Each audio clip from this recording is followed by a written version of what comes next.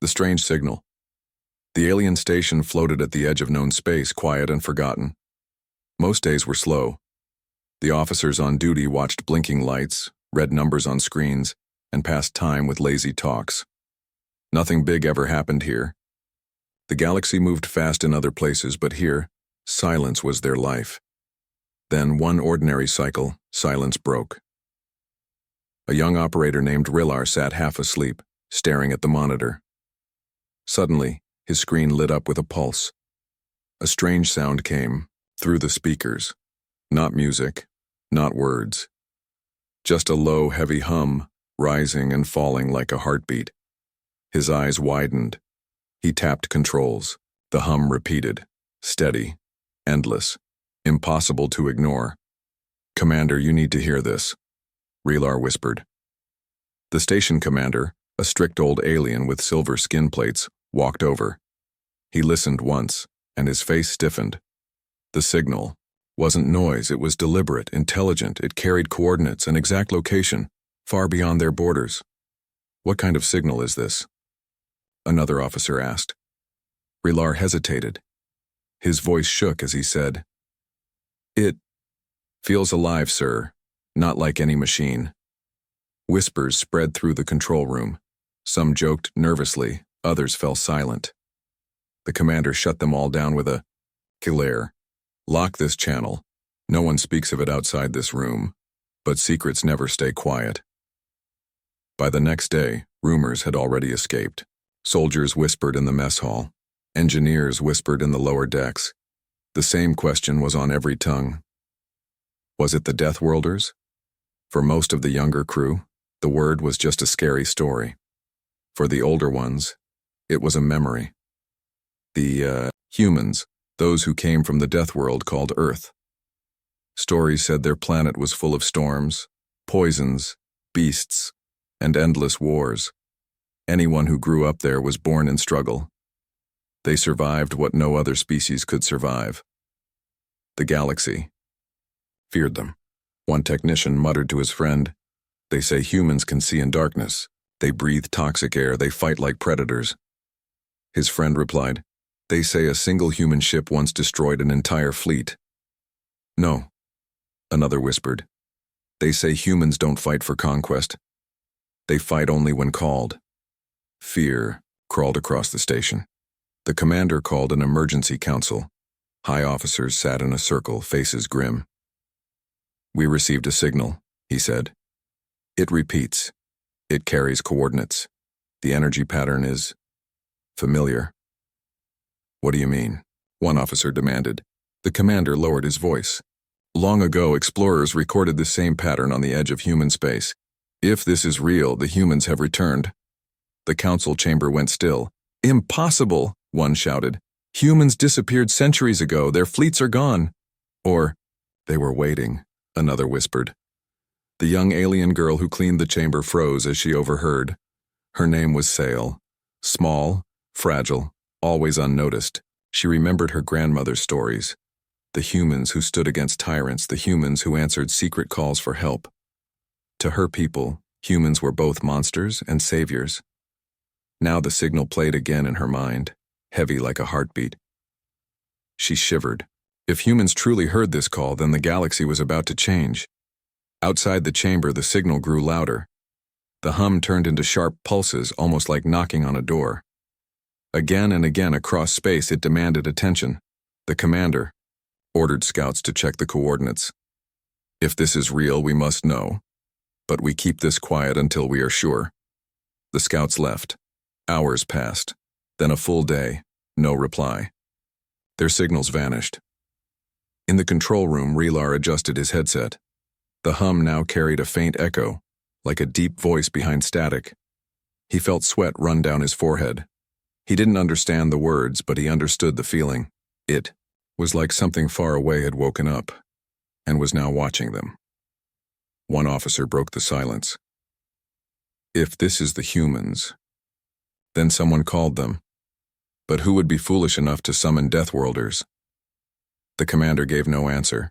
His hands trembled slightly as he turned away. For the first time in years, the old warrior felt fear. Sail sat alone later, staring at the stars through the window. She pressed her hands together and whispered, "Grandmother, are the stories true? Are they monsters, or are they hope?" Behind her, the signal pulsed again, louder, clearer, and this time she thought she heard something inside it. 3 words that made her blood run cold. "We are coming." Fear in the halls. The signal spread like fire through the alien station. Even though the commander had ordered silence, whispers carried faster than light. Soldiers spoke of it while cleaning their weapons. Engineers murmured about it while fixing pipes. Even children in the lower decks repeated the sound, tapping the strange rhythm against metal walls. Everyone knew one word: Deathworlders. The halls of the great alien council filled with tension. Leaders from nearby systems had been summoned. Their cloaks shimmered with authority, their eyes filled with unease. It was supposed to be a place of wisdom, but today it felt like a cage of frightened creatures. At the center stood Commander Valar, the one who had first heard the signal. His voice was strong, but his shoulders carried a hidden weight. "The signal is no accident," he declared. "It repeats without pause, it carries meaning, and it carries a warning."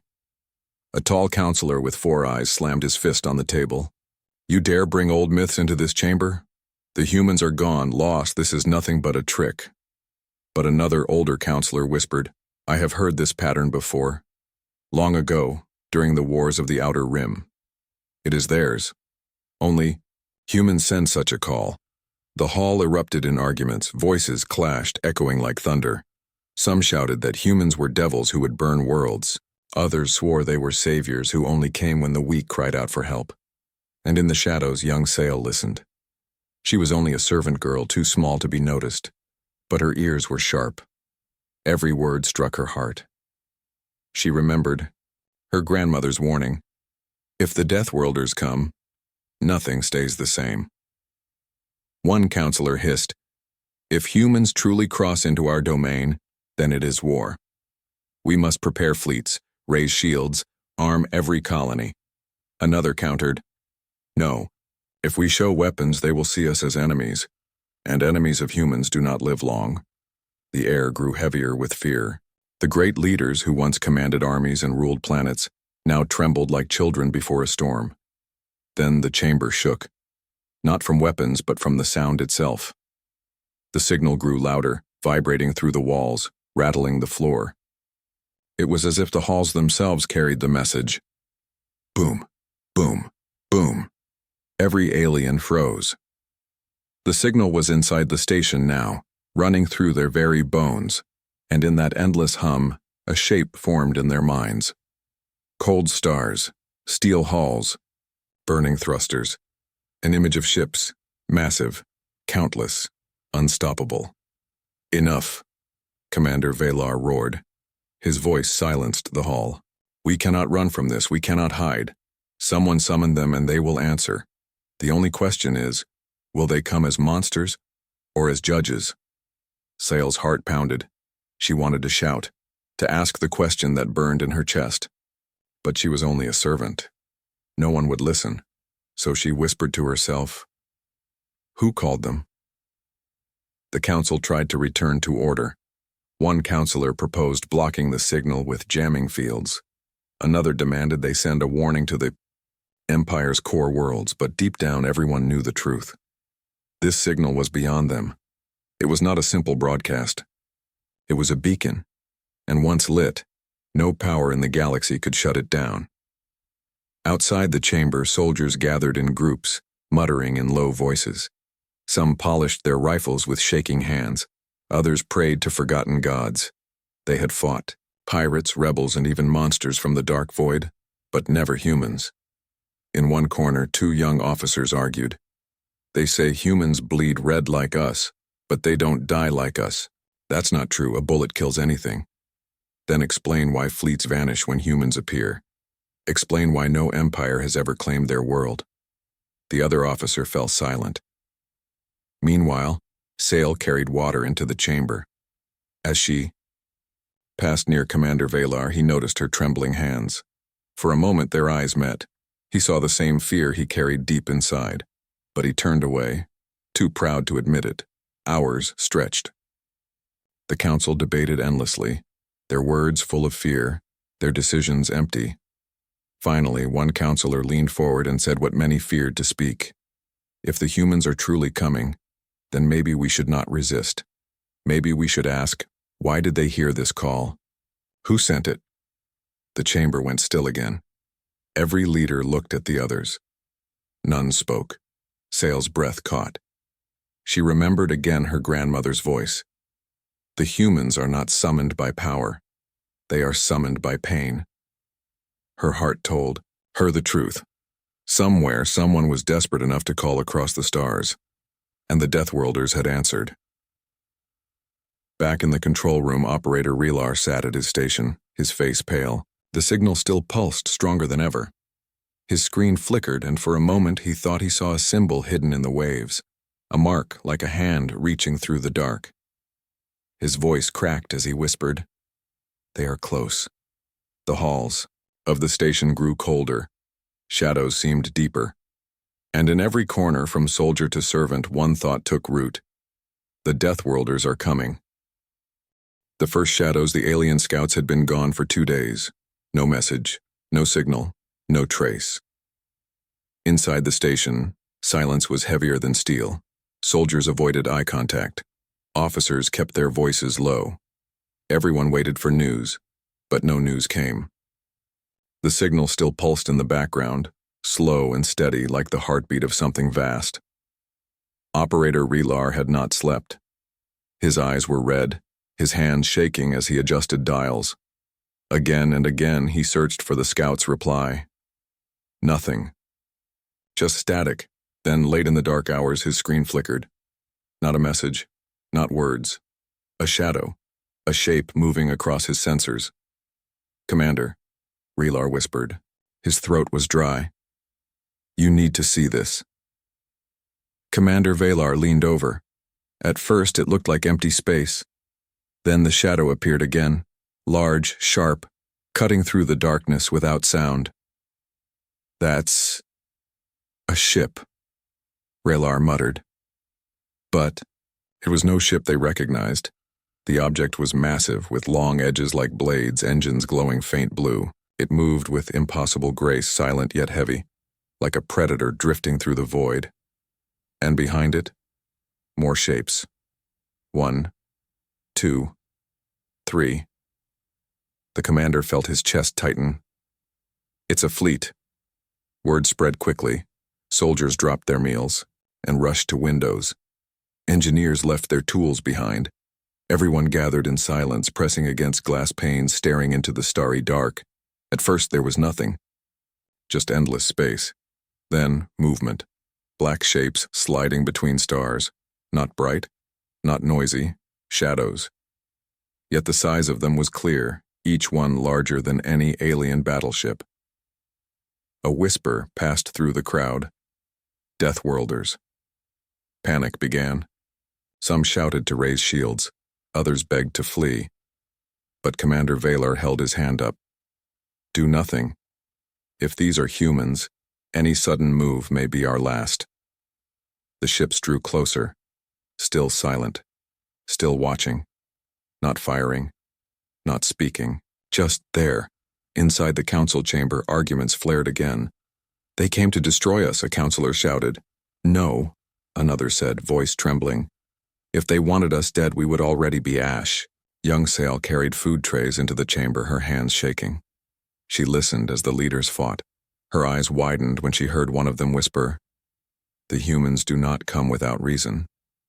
Someone among us called them." But who? Sale's heart beat fast. She thought of the signal's strange rhythm. It had felt alive, almost like a cry for help. If humans answered cries, then someone must be suffering. But where? Back in the control room, Raylar turned to the commander. "Should we speak to them?" Velar shook his head. "Not yet. To speak first is to invite judgment. Let them choose." The humans waited at the system's edge. Hours turned into a full cycle. They made no demand, no declaration, just silent presence. A wall of shadows. And then, without warning, the signal changed. The steady hum broke into pulses, sharp and fast. A code. A pattern. Reeler's hands moved quickly as he translated. The words froze his blood. "They know us," he whispered. The commander leaned closer. "What does it say?" Reeler swallowed. His voice cracked. "It says, 'We received your call.'" The words echoed across the halls, spreading from mouth to mouth. The aliens looked at one another with horror. "No one here sent a call." "One," officer hissed. "Then who did?" another demanded. Sale, standing in the shadows, whispered to herself, "Someone inside our empire." Someone desperate. The council grew restless. Some demanded they fire first. Others begged to kneel and beg forgiveness. Fear made them blind. Outside, the human ships remained still. Their thrusters glowed faintly, their black hulls hiding. Details. Yet every alien watching felt the same thing. Eyes. The humans were watching them, studying, judging. That night, Sale dreamed. She saw great chains, heavy and cruel, binding millions across alien worlds. She heard voices crying in the dark, whispers of slaves, forgotten and broken. And she saw a hand of fire reach across the stars, sending the signal. When she woke, her heart raced.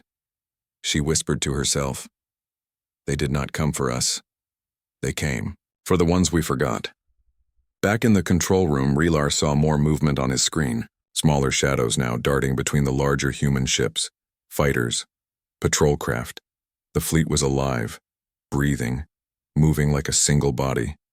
"They're not here to play games," Reeler muttered. The commander's face was grim. "No. They're here to remind us that when Deathworlders arrive, there is no turning back." Suddenly, alarms screamed. Another fleet had entered the system. Alien warships, their own defense force. They rushed forward, engines burning bright, ready to block the humans. The two forces faced each other in the void. On one side, the human fleet, silent shadows with glowing hearts. On the other, the alien defenders, shouting with weapons armed. The signal pulsed again, echoing through the halls, filling every ear with dread. Sale clutched her chest as she whispered the words she felt inside the sound.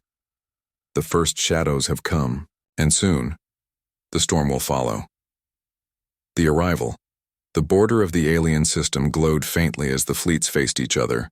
On one side, alien warships bristled with weapons, their engines burning like fire. On the other side, the human fleet remained still. Silent giants black against the stars, thrusters glowing like watchful eyes. No shot had been fired yet. But the silence was heavier than any battle. Inside the station, soldiers pressed against glass, holding their breath. Operators stared at screens with wide eyes. Even the council chamber, once full of shouting voices, had grown quiet. Every alien knew. The humans had truly come. Commander Velar stood tall, but inside his heart pounded. He had faced pirates, rebels, even cosmic beasts. But never this. The Deathworlders, the ones who had lived on a planet of storms and poison, and survived. The ones who never came unless called. The question haunted him. Who called them? The signal pulsed again, vibrating through the hull, through the bones of everyone aboard. But this time, the signal was answered. A voice cut through the silence. Deep, calm, terrifying in its simplicity. "We received your call." The words echoed across every channel. Every alien officer, soldier, and child heard them at once.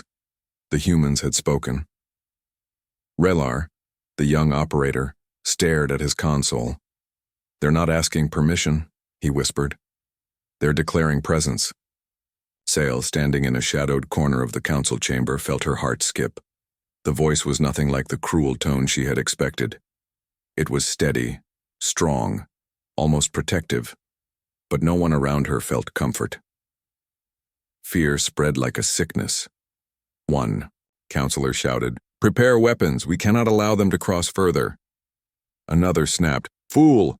If they wanted war, we'd already be ashes." The fleets outside remained locked in silence.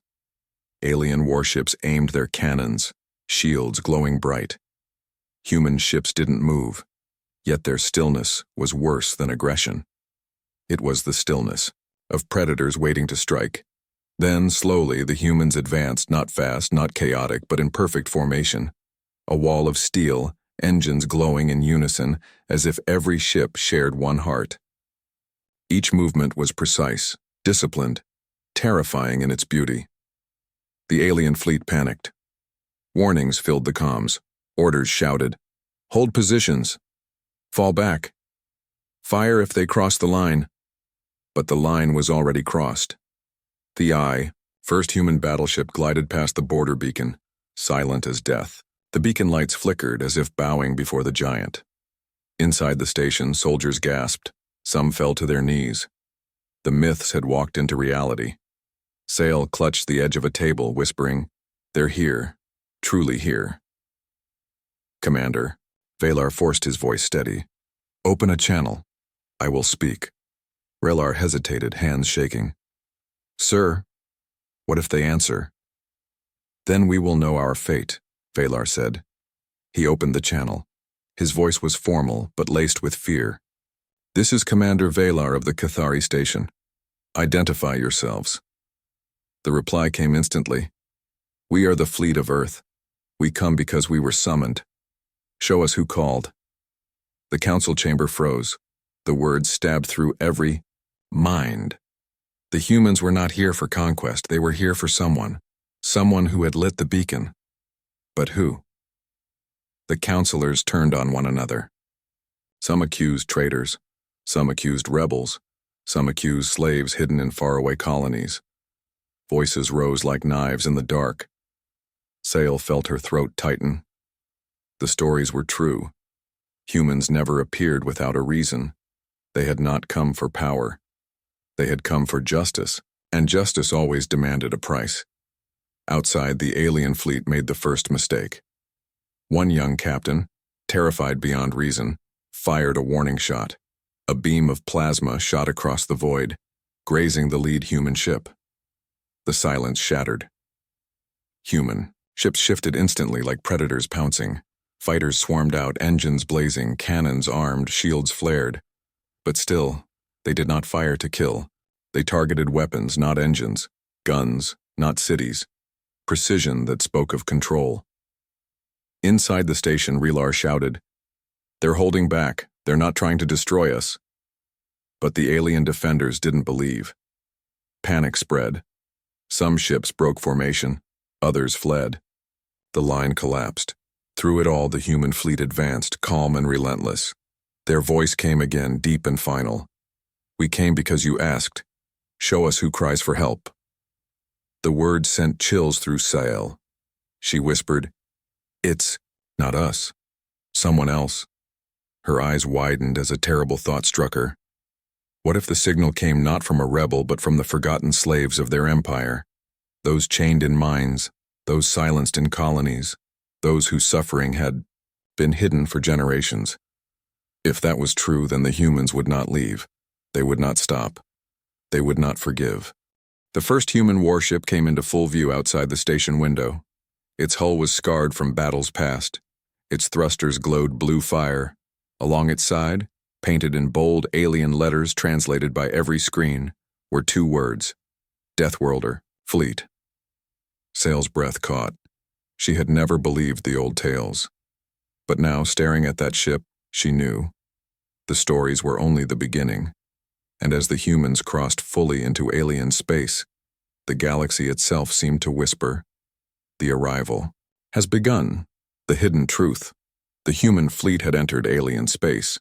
Their black ships moved with silent purpose, their glowing thrusters cutting lines across the void. No one dared to stop them. The alien defense fleets had scattered like frightened animals. Only the signal continued, pulsing through every wall, every deck, every bone. Inside Cathari Station, fear had turned into confusion. The humans had not fired to destroy. They had not demanded surrender. They had spoken only one thing: "Show us who called." The words burned in every mind: "Commander." Valar stood before the council, his face hard but pale. "We are not the ones who sent the beacon," he said. "But someone in our domain did. We must find them before the Deathworlders do. The chamber erupted again. Counselors shouted at one another, accusing enemies and allies alike. It was the rebels, one cried. No, it was the slaves in the mines. Another spat. Lies. It was planted by humans themselves to trick us into panic. Their voices clashed like thunder. Fear drove them to madness. In the shadows, young Sail stood, still holding a tray of untouched food. Her wide eyes watched the powerful leaders crumble under terror. They did not want truth. They wanted someone to blame. And yet, deep inside, she knew. She remembered her grandmother's words. Humans do not answer power. They answer suffering. If the humans were here, someone had begged them across the stars. Meanwhile, Operator Relar worked in the control room, sweat dripping down his forehead. He traced the beacon's pattern, studying every pulse.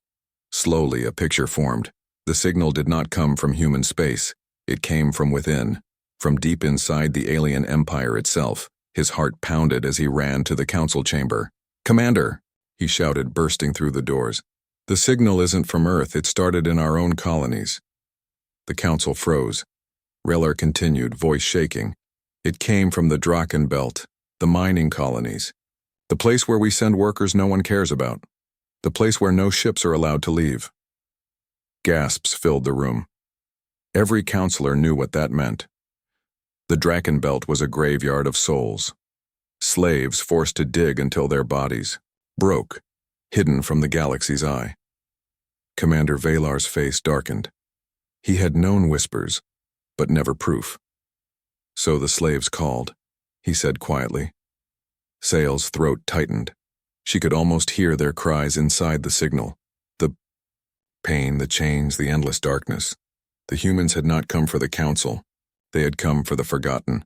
One counselor bared his teeth. "We cannot let the humans know. If they discover we keep slaves, they will destroy us all." Another shouted, "Then silence the belt. Erase the colonies before the humans reach." "Them!" Sail dropped her tray, dishes clattering on the floor. The sound echoed through the chamber, silencing the council for a moment. She didn't mean to speak, but the words burst from her lips. "You cannot hide the truth," she said. Her small voice trembled, but it carried. "The humans already know. That's why they're here." Every eye turned to her. For a heartbeat, no one spoke. Then a counselor hissed, "Silence, child. You do not understand." But Commander Valar did not silence her. His eyes studied her carefully, as if he had heard the same truth long ago, but never dared to speak it. Relar's console beeped suddenly. He looked down, face pale. "They're moving," he whispered. "The human fleet is changing course. They're heading for the Draken Belt." Panic erupted. Counselors shouted over one another. Some begged to flee, others demanded war. But no decision mattered anymore. The humans had chosen their path. Outside the station window, the black ships turned like a single body, engines blazing, cutting through the void toward the colonies of suffering. Sael pressed her hands to her chest. Her grandmother's voice echoed in her mind. "When the Deathworlders come, they bring judgment, not for the strong, but for the weak who call them." The council chamber descended into chaos. Some leaders accused others of betraying the Empire by allowing the slaves to live. Others screamed that it was too late. Commander Valar stood silent, his eyes hard, his heart heavy. He knew war would not save them. Humans had come not as conquerors, but as executioners of hidden sins. Relar whispered, "What will they do when they see the mines?" Valar's voice was low. "They will do what they always do. They will set the chains on fire." Sael shivered. The humans were no longer shadows in stories. They were real, and they were coming with purpose. She thought of the slaves she had never seen. Faces lost in darkness, now about to be pulled into the light by hands of steel. Outside, the Deathworlder fleet vanished into the stars, heading for the belt. The pulse of the signal grew faster, louder, as if the chains themselves were calling. Sael whispered into the silence, "The truth has been seen, and the truth will burn us all. The clash of wills. The human fleet moved through alien space like a tide of shadows, heading straight for the Draken Belt. Their ships did not rush. They did not shout. They advanced with calm precision, as if nothing in the galaxy could stop them. Inside the alien station, panic reached its breaking point. The council chamber shook with anger and fear. "We must intercept them," a counselor demanded. "They will burn our empire," another screamed. "They know about the slaves." The chamber filled with voices, but Commander Valar stood apart. His eyes were fixed on the stars outside, where the Deathworlder fleet glowed faint blue against the dark. He whispered to himself, "They will not turn back." Operator Relar's voice broke the silence of the control room. "Commander, our defense fleet has regrouped. They are preparing to block the humans near the belt."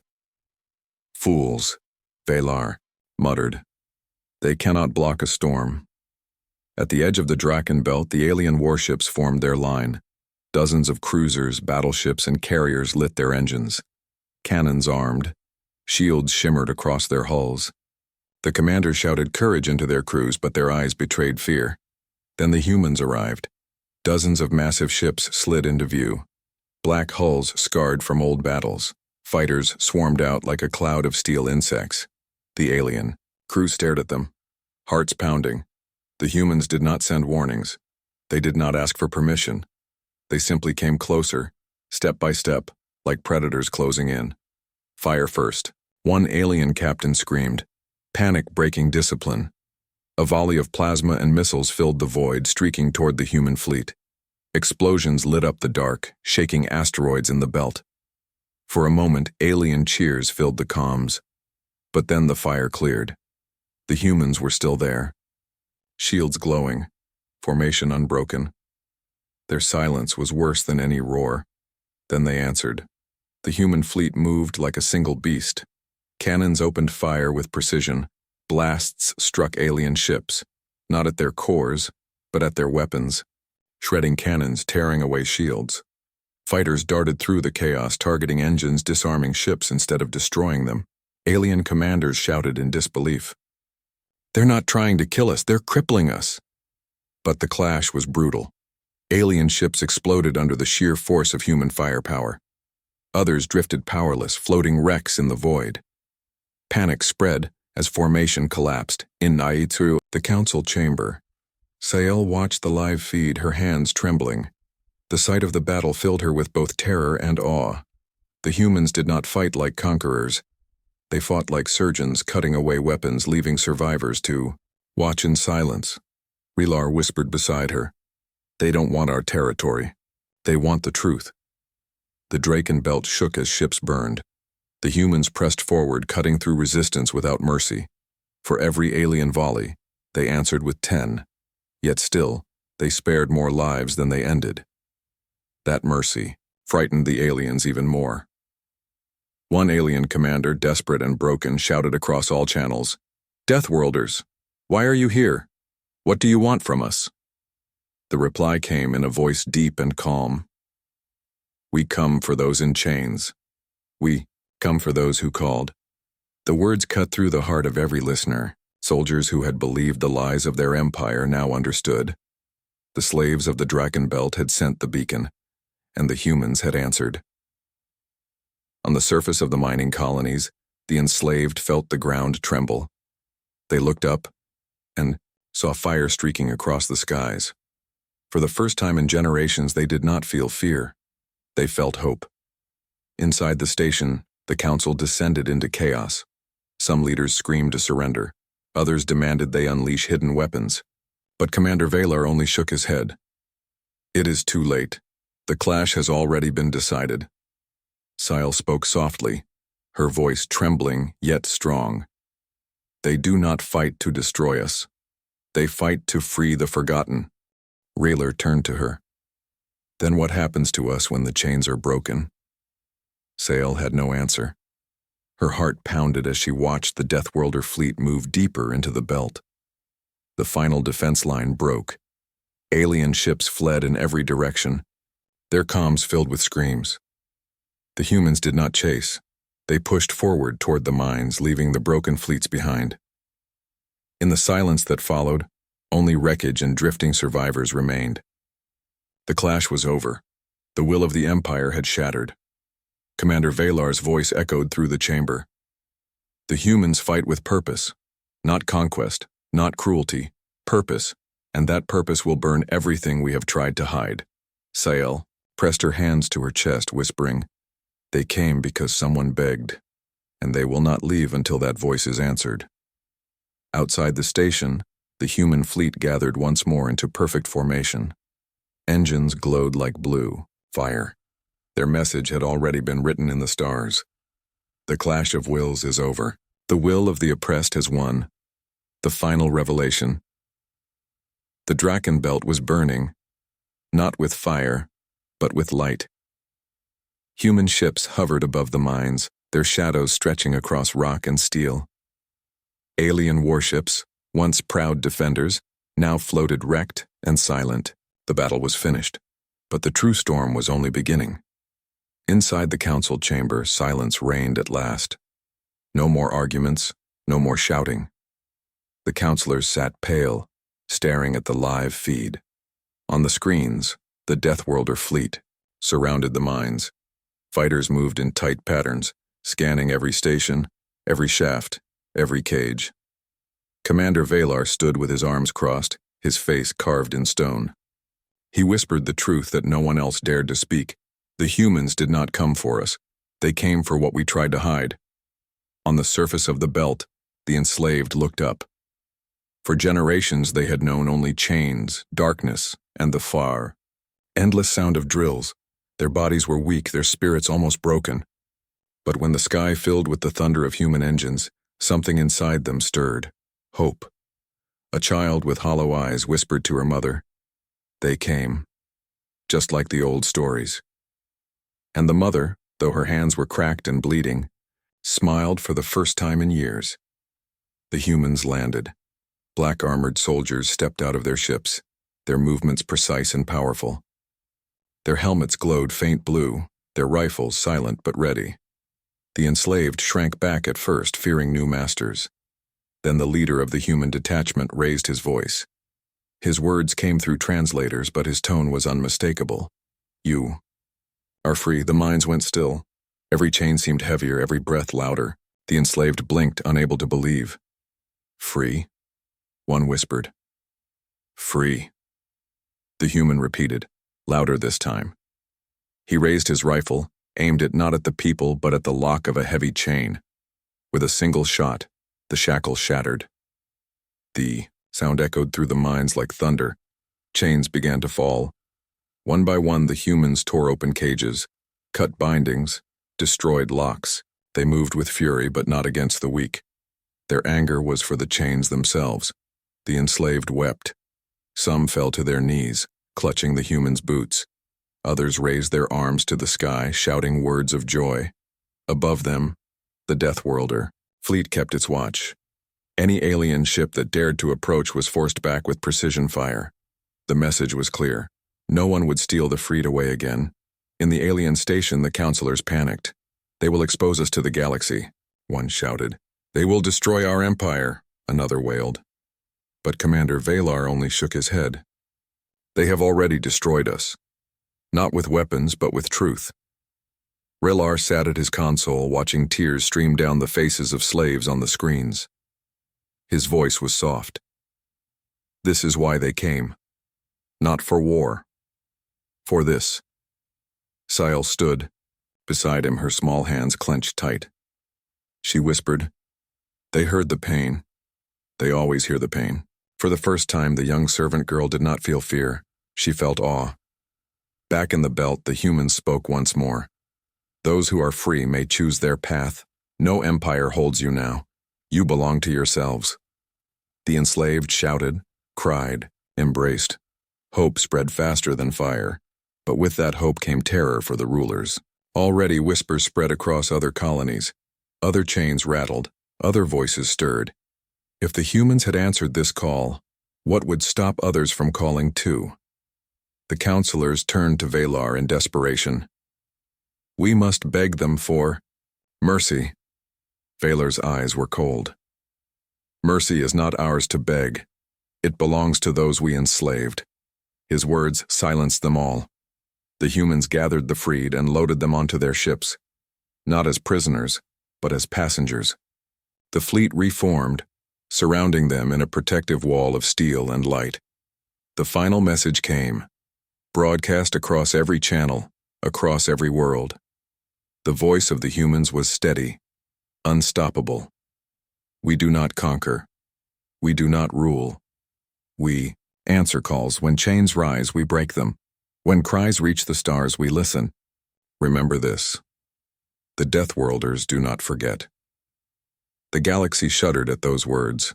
Every ruler heard them, every slave whispered them, and every free world wondered, what would happen if the humans were called again? On Kethery Station, Sail stood at the window watching the fleet vanish into the stars with the freed aboard. Her heart swelled with something she had never known before. Not fear, not anger, but hope. She whispered, "Grandmother." The stories were true. The humans are not monsters, they are the fire that answers the dark. Beside her, Rillar placed a trembling hand on the console. "The final revelation," he murmured. "They do not come to conquer us. They come to change us." Commander Vaylor, old and scarred, bowed his head. "And they have changed everything." The Deathworlder fleet disappeared into the endless night, carrying the freed away from their chains. Behind them, they left silence, wreckage, and a truth too heavy to bury. The signal had been answered, and the galaxy would never be the same again.